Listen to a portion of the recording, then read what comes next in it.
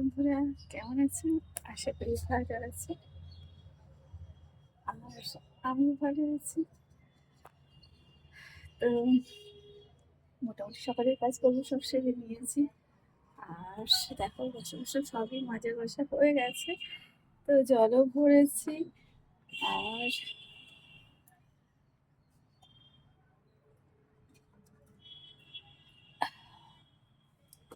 বারে বারে গলাটা শুকিয়ে যাচ্ছে, কেন জানি না, কিন্তু বারে বারে গলা শুকিয়ে যাচ্ছে।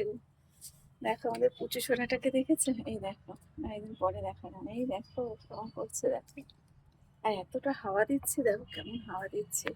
এই দেখো ওয়েদারটা কেমন, দেখো কিরকম যেন সীমান্য ওয়েদার। শীতকালটা না দেখো ঠিকঠাক ওয়েদার,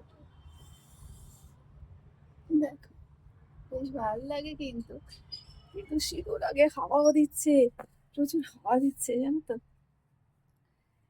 তো দেখো কেমন হাওয়া দিচ্ছে, উরি বাবা, ঠান্ডা লাগছে জানো তো।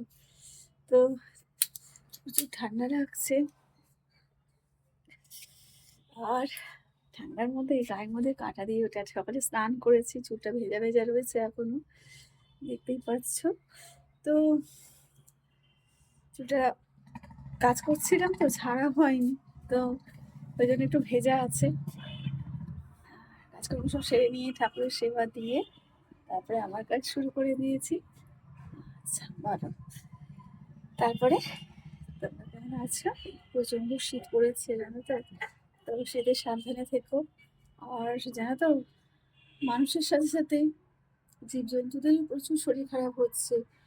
তো আমাদের বাড়িতে যে বিড়াল থাকে, দুটো তিনটে বিড়াল, তাদের আবার ছোট ছোট অনেক বাচ্চাও হয়েছে, দেখেইছো তোমরা। আর এবারে সেই তার মধ্যে একটা বিড়ালের খুব শরীর খারাপ হয়েছে। তো কালকে ডক্টরের কাছে নিয়ে যাওয়া হয়েছিল। তো বিড়ালটাকে সেলাইন দেওয়া হয়েছে, দুটো ইঞ্জেকশন দেওয়া হয়েছে। কাল সারাদিন কিছু খাইনি জানো, আজকে কিছু খাইনি। তো একটু স্যুপ করে দিয়েছিলাম, চিকেন স্যুপ, কিন্তু কিছুই খাইনি জানো তো। মনে মনে খুব কষ্ট হচ্ছে। তো আমাদের মতো ওদেরও তো প্রাণ, বলো, ওদেরও তো কষ্ট হয়। তো ওই জন্য আজকে কি করেছি বলো তো, সকালে চা করেছি, চা খাওয়ার সময় একটু বাটিতে চা ঢেলে নিয়েছি, একটু গরম গরম, আমি তো চিনি ছাড়া চা খাই।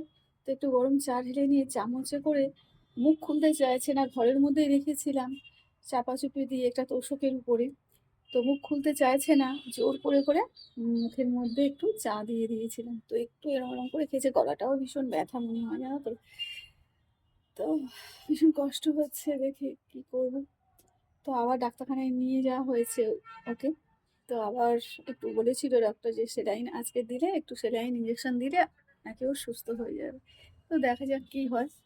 আর উঠতে পারছে না জানো তো, হাঁটতে পারছে না, ওই জল টল একটু